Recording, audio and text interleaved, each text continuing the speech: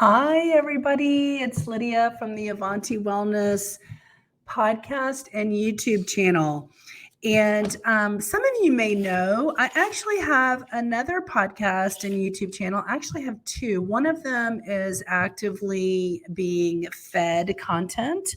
And I started it a year ago. I've mentioned it before. It's called the Oneness Junkie podcast and YouTube channel. And I just started putting videos up on YouTube. But for the first year, I had 25 episodes of podcasts. So you can go to onenessjunkie.com and see all the things we talked about. But this morning, I woke up with an idea to contribute to that podcast. So if you like this topic, I'm just going to touch upon it here in the Avanti Wellness podcast. But if you want to watch the full gamut of self-development conversation, it's over at the Oneness Junkie podcast and YouTube channel.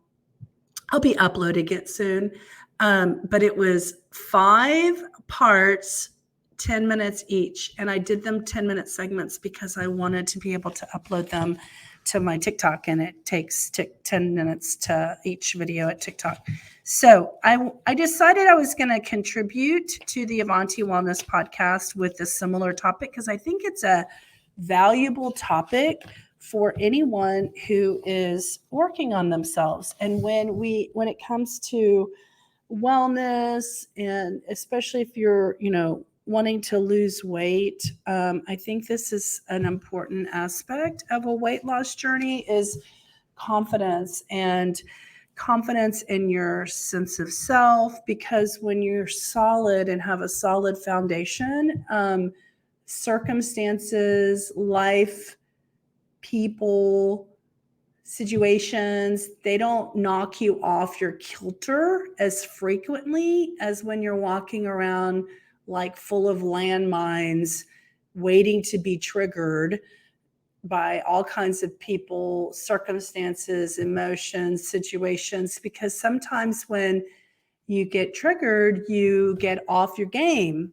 And so the more confident and solid you are in your sense of self, the easier it is not to get knocked off your game easily. And for some of us, emotional eating is a tool that we use to navigate life. And so obviously, the more you can build up your confidence, the less likely you are to get knocked off your game. Okay. So I'm 3 minutes in. I want to keep these to 10 minutes. So let me go ahead and pull up. I had some references. So where is my, hold on.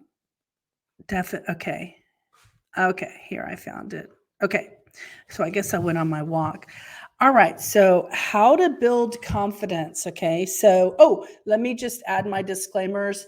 I haven't figured everything out.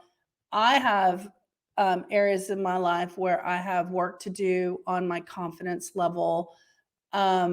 I have insecurities still. I'm just making this disclaimer because I'm not trying to act like I've got it all figured out, because I don't. But I'm 54 years old. I've lived a lot of these experiences, met a lot of people because I'm very outgoing, and I've gleaned some information I think can be helpful and somewhat of some nuggets.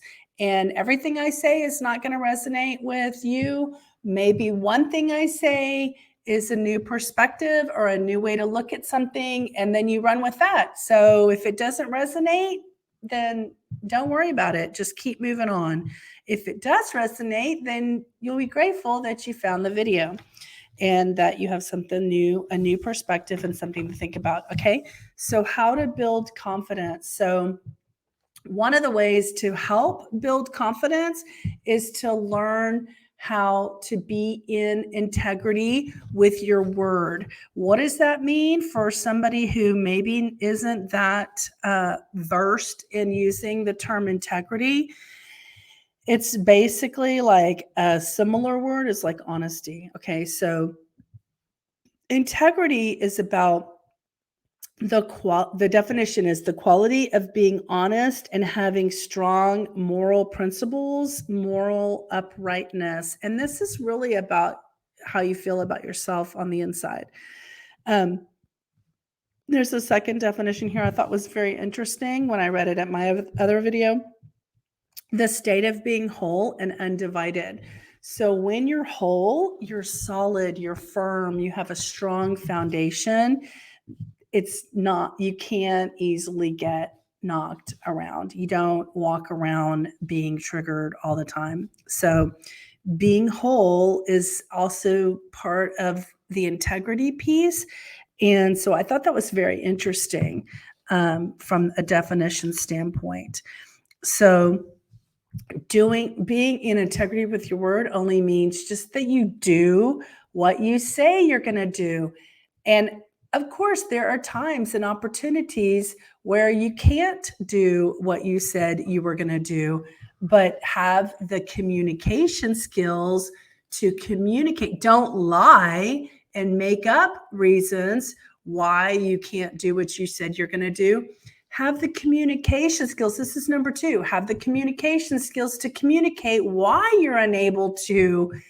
And by being honest with why, that's an aspect of confidence. If you can be honest about why you're not going to do what you say you're going to do, that it builds up that strong foundation that we're talking about, where you can't get knocked off your kilter very easily. So number 3, this is going to have 2 parts because I'm already in 6 minutes, but number 3 is I talked about the difference between someone who's like narcissistic and only thinking about themselves, and someone who's just self-confident, who has a sense of self, has a strong sense of self, who loves themselves and isn't afraid to exhibit it, is compassion. Like the key indicator is that you have compassion for others. If you have compassion for others and you look outside of yourself as well and think about others in a situation, that's the difference between someone who has just a self-love, confident self versus someone who's coming from an inauthentic sense of self that is a narcissistic or like totally focused on their ego. Their ego is driving them, and that's what's helping them operate and manage life. So number 4, I want to talk about, is your intention coming and based in love, or is it coming from a sense of fear? Are your actions coming from a sense of your fear, or are your actions that you're doing coming from love, which tend to be things that are supportive, things that bring joy and a light sense of freedom and feeling to the people you were interacting with or yourself? Maybe it's not always on to someone else. Number 5, and I'll finish with this and then we'll go to number 6. Okay, so treat others as you wish to be treated by others, no matter how others are treating you. So initially in my previous video, I talked about this is basically the principles of the golden rule. What is the golden rule? Do unto others as you would have them do unto you. But I extended it, okay? Treat others as you wish to be treated by others, no matter how others are treating you.